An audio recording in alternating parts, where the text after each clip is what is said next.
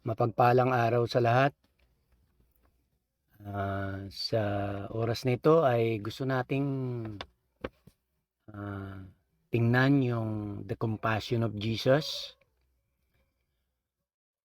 Um, Siguro kung 5 taon na lang ay sinisilip ko ang talakayin na ito. And I wish The Compassion of Paul muna mapag-aralan natin. But last Monday, sa aking personal devotion ay dinala ako dun sa kwento nung pagkamatay ni John the Baptist. And so I decided na silipin na natin to, tingnan natin to, The Compassion of Jesus. And I'll see to it na habang tinuturo ko ito, ang isang daliri ko'y nakaturo sa inyo at ang 4 na daliri ko ay nakaturo sa akin. Bigyan tayo ng banal na espiritu ng pangunawa sa ating pag-aaralan sa oras na ito. Meron siyang gumawa ng research. Sinilip niya ang mga dahilan bakit ang mga misyonero ay nag-i-stay sa field, sa mission field. Dahil kadalasan daw ng research ay ang pinag-aaralan nila ay bakit umaalis, why missionaries leave the mission field. And so siya tiningnan niya yung anggulo na bakit ang mga misyonero naman ay nag-i-stay sa mission field. I'm not sure kung kasama to, I haven't read his book, kung kasama ito dun sa tinitingnan niya. Pumasok lang kanina to sa isip ko, itong kwento na to ng ating kapatid. So, simulan na natin to. At again, ang pag-aaralan natin ay The Compassion of Jesus. In Matthew chapter 9, from verse 35, and most of us are very familiar with this passage. Sabi ni Mateo, Jesus traveled through all the towns and villages of that area, teaching in the synagogues and announcing the good news about the kingdom. And he healed every kind of disease and illness. When he saw the crowds, he had compassion on them, because they were confused and helpless, like sheep without a shepherd. He said to his disciples, "The harvest is great, but the workers are few. So pray to the Lord who is in charge of the harvest. Ask him to send more workers, laborers, into his field." Una makita natin paano nagkaroon ng compassion si Jesus, and makikita natin yung word na so. Ibig sabihin, nandun siya on the spot, nandoon siya sa mga taong nangangailangan. Naririnig niya ang kwentuhan, naaamoy niya ang mga tao, nakikita niya ang galawan. So, kaya sabi rito, he saw. And makikita natin ang normal na ministry ni Jesus ay actually 3. He preached, he healed, he fed. And I believe this ministry of Jesus is based on the compassion. It is based on the compassion. Kaya sabi niya, nung nakita niya yung mga tao, he had compassion because they were confused. They were helpless. Mga tupang naliligaw, na walang pastol. Ito ang sinasabi ni Jesus. Matthew 20, verse 29 to 31. As Jesus and the disciples left the town of Jericho, a large crowd followed behind.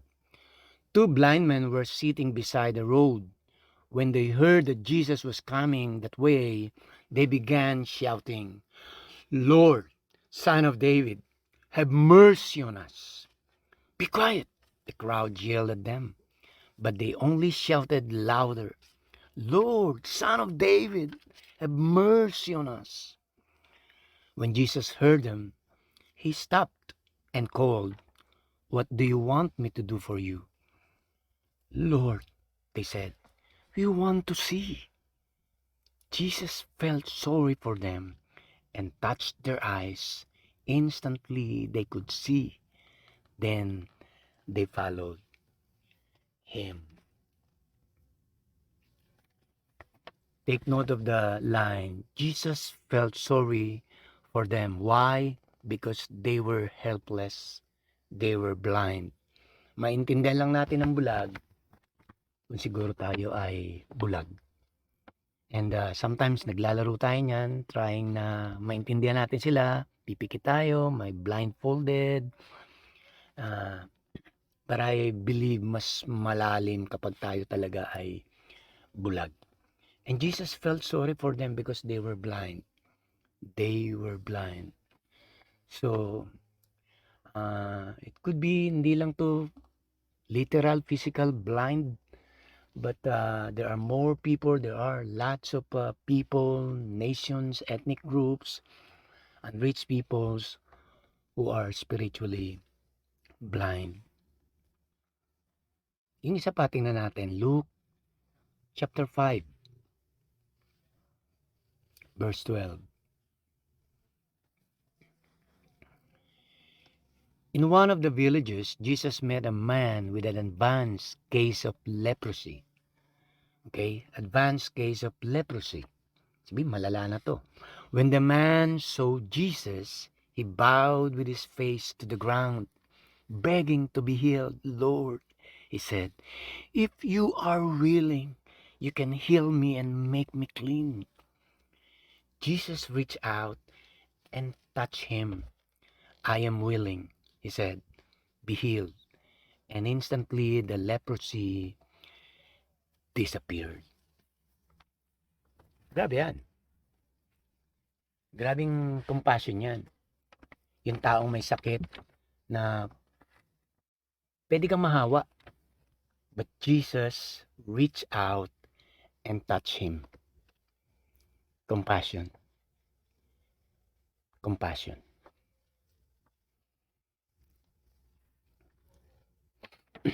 Ito yung aking last Monday, ang aking personal devotion. Matthew chapter 14. From verse 13 and 14. Ito yung time na namatay si John the Baptist. Okay? He died brutally. Walang habag. Walang awa. Sabi ng Matthew chapter 14 verse 13 and 14. As soon as Jesus heard the news. What's the news? John the Baptist was beheaded. As soon as Jesus heard the news, he left in a boat to a remote area to be alone. But the crowds heard where he was headed and followed on foot from many towns. Jesus saw the huge crowd as he stepped from the boat, and he had compassion on them and healed their sick. Sabi natin ulit ha. As soon as Jesus heard the news that that John the Baptist is already beheaded, he left in a boat to a remote area to be alone. But the crowds heard where he was headed and followed on foot from many towns. Jesus saw the huge crowd as he stopped from the boat, and he had compassion on them and healed their sick. I believe he's not only alone, he is lonely. Why? Because his cousin died in a horrible death. Hindi isang aksidente, hindi namatay sa sakit, kundi namatay yung kanyang pinsan, mahal sa buhay, sa isang brutal na kamatayan. He lost his comrade. And nawala yung kanyang kamanggagawa. Di niya na makikita ang kanyang kaibigan. We really don't know the depth ng kanilang pinagsamahan. But I'm sure very close sila.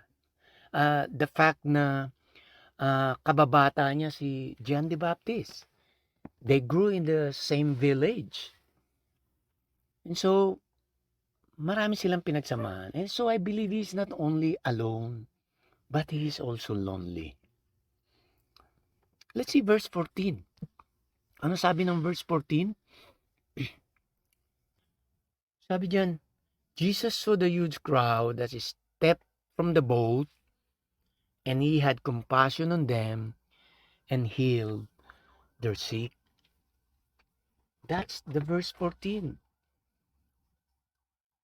Jesus saw the huge crowd as he stepped from the boat, and he had compassion on them and healed their sick. Anong lesson or insight ang pwede nating makita rito? Pwede nating sabihin, your present reality is not a hindrance to be compassionate. Or, your present situation is not a hindrance to be compassionate. Ano man ang iyong pinagdadaanan, hindi siya hadlang para ikaw ay maging compassionate. Ang tawag ng isang writer dyan ay the wounded healer.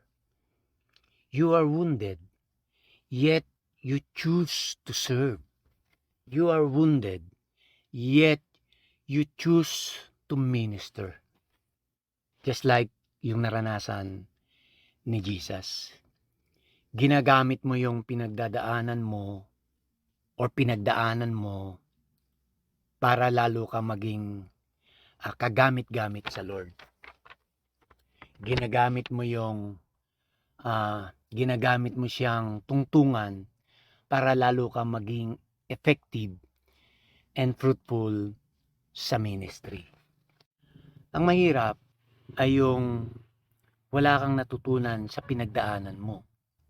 And I think that's very sad. Di mo nakita ang kamay at ang providence ni God doon sa pinagdaanan mo. In the story of Jesus, emotionally, malungkot siya. Pero hindi yun naging hadlang para hindi siya magpatuloy sa kanyang ministry. Yung kalungkutan ay hindi naging hadlang para mag-minister siya doon sa maraming taong nangangailangan. Siguro hindi lang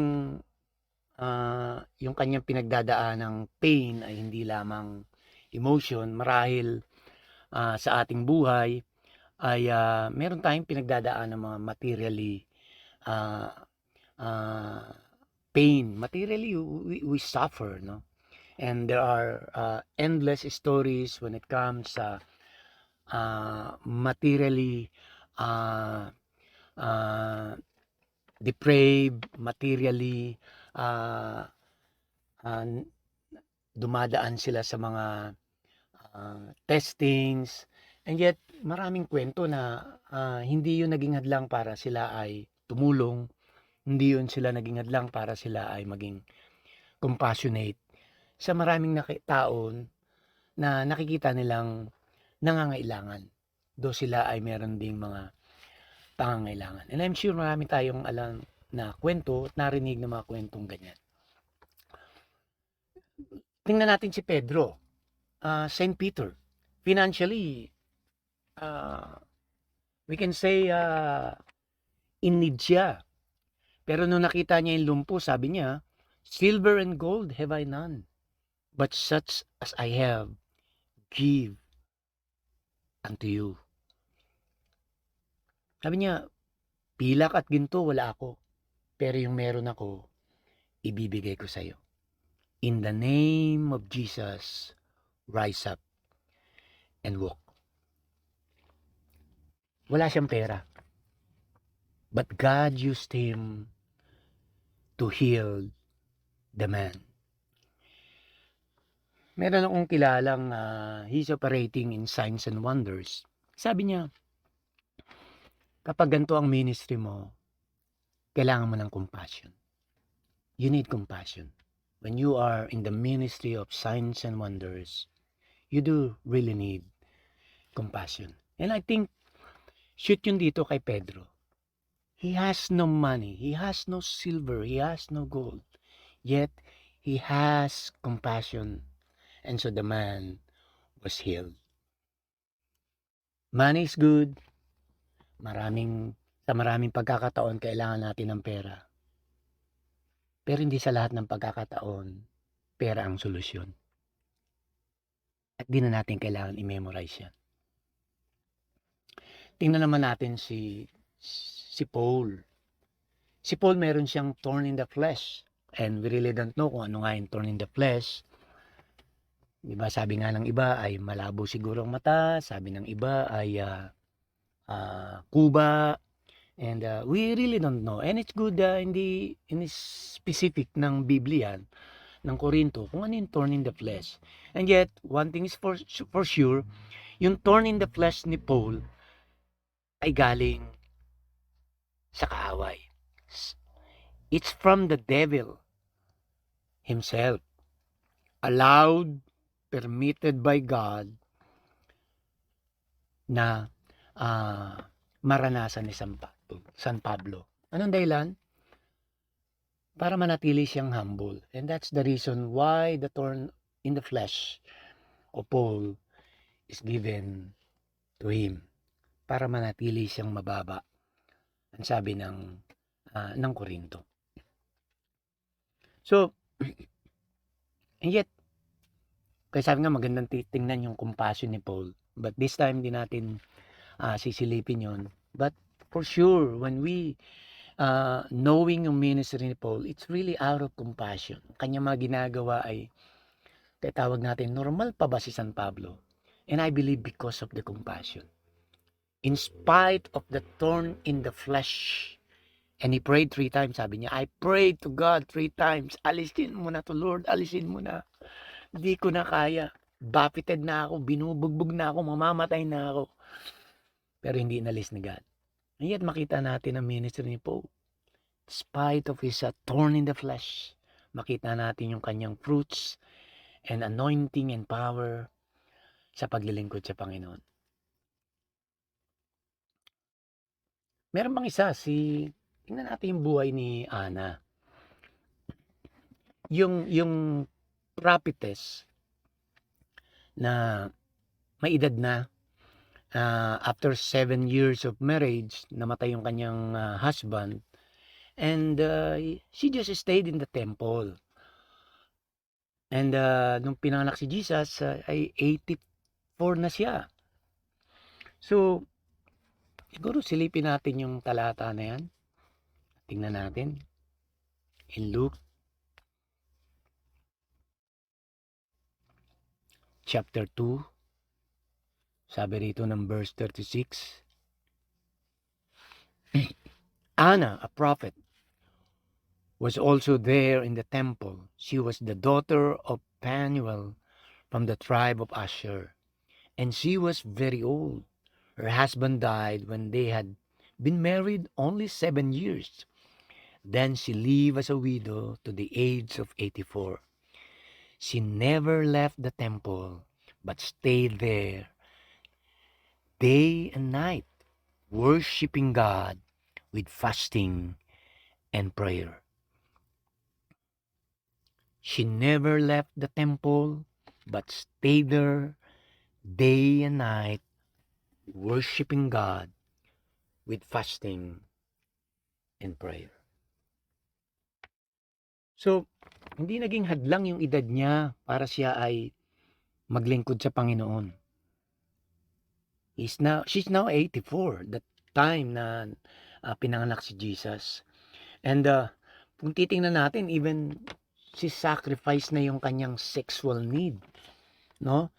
She chose na maging widow and just stayed in the temple to worship God, and I believe he's one of the most powerful intercessor, no, spending her time worshiping God with fasting and prayer.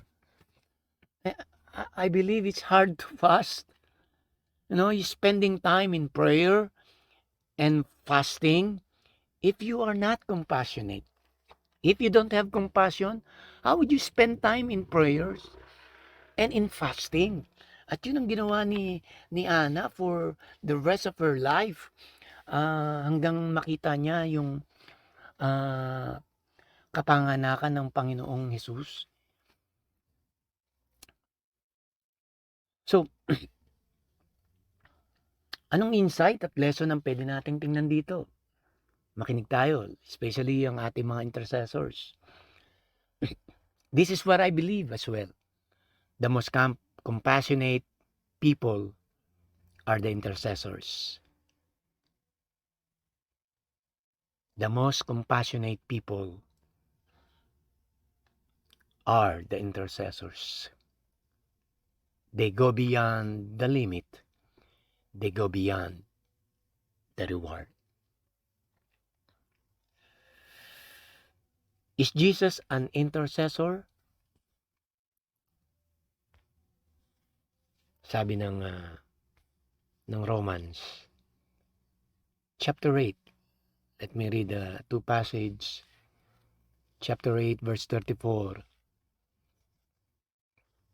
Is Jesus an intercessor? Sabi rito, who then will condemn us? No one. For Christ Jesus died for us and was raised to life for us. And he is sitting in the place of honor at God's right hand, pleading for us. Pleading for us. Ito pa isa. Hebrew chapter 7, verse 25.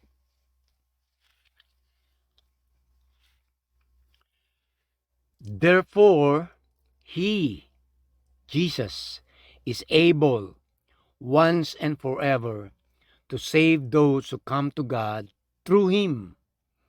He lives forever to intercede with God on their behalf.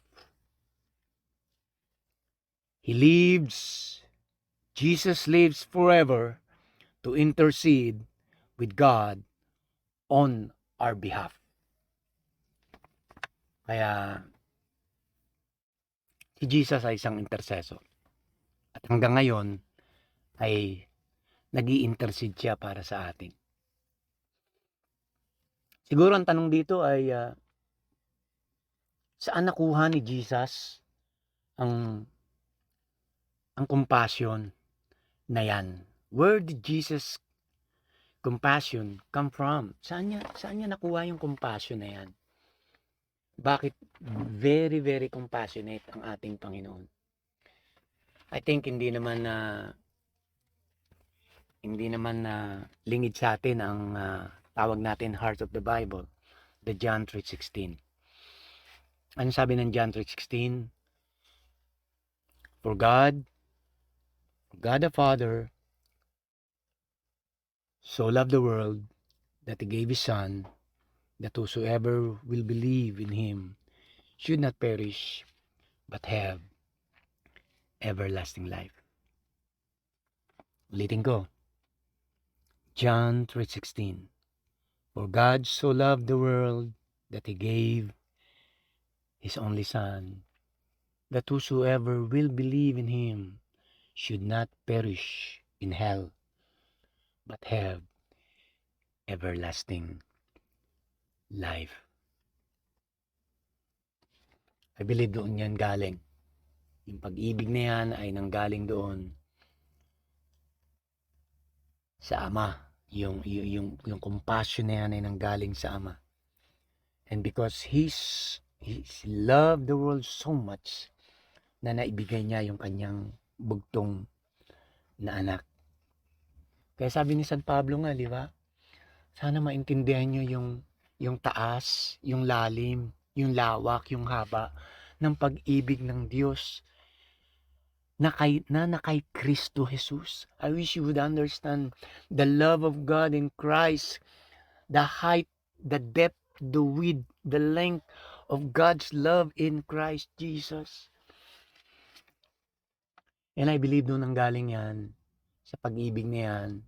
And so the triune God is so full of love. Yun sila. Yun ang kanilang nature, mapagmahal. Kaya na ibigay niya yung kanyang anak because of love. And I wish when we serve the Lord, we will declare this is all about the glory of God, and this is all about the love of God. Nawa ay pag nagdedeklara tayo sa paglilingkod ng ating Panginoon, this is all about the glory of God, and this is all about the love of God when He gave His Son and died on the cross. Siguro magtatapos ako sa kwento ni Jonah. At alam natin ang kwento ni Jonah. Sabi ni God, mag-preach siya doon sa Ninive. At nag-preach siya, nagsisi ang mga tao. At nagalit siya sa God dahil pinatawad ni God ang mga tao. At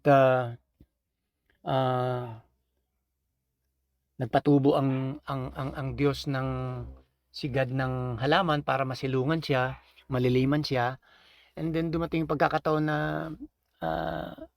pinatay ni God tong halaman na to. Namatay itong halaman na ito. At galit na galit si Jonah. Sabi niya, bakit mo pati yung halaman pinatay mo, pero nililiman ako. And so itong sagot ni God sa kanya. Then the Lord said to Jonah, you feel sorry about the plant, though you did nothing to put it there. It came quickly and died quickly. But Nineveh has more than 120,000 people living in spiritual darkness, not to mention all the animals. Shouldn't I feel sorry for such a great city?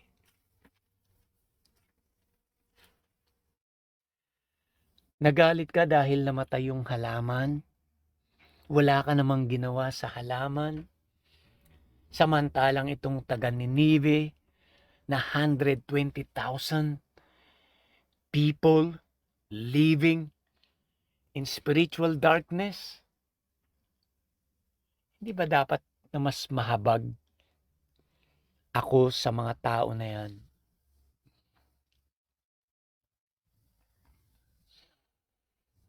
Is it your joy for the nations, ethnic groups to perish in hell?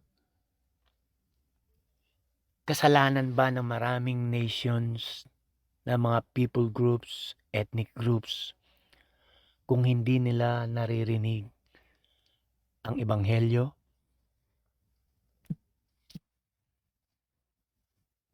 Magandang araw po sa inyong lahat. Pagpalain po kayo ng Panginoon.